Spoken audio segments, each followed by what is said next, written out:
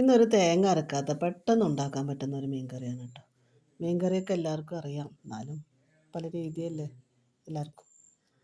ആദ്യം ചട്ടി ചൂടാകുമ്പോൾ പെരുംജീരകം, ഉലുവ, ചെറിയുള്ളി, തക്കാളി, വെളുത്തുള്ളി, ഒരു തണ്ട് കറിവേപ്പില ഇടുക.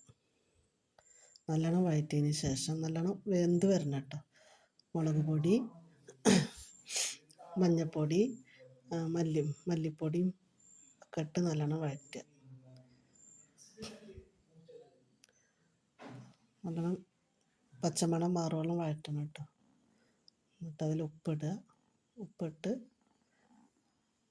മിക്സിയുടെ ജാറിലിട്ട് നല്ലോണം പേസ്റ്റ് പോലെ അരച്ച് പുളിവെള്ളം ഒഴിച്ച് അതിലേക്ക് അരപ്പൊഴിക്കുക. പച്ചമുളക് ഇടുക. മുളക് പൊടി കുറച്ച് പച്ചമുളക് ഇടണം കേട്ടോ.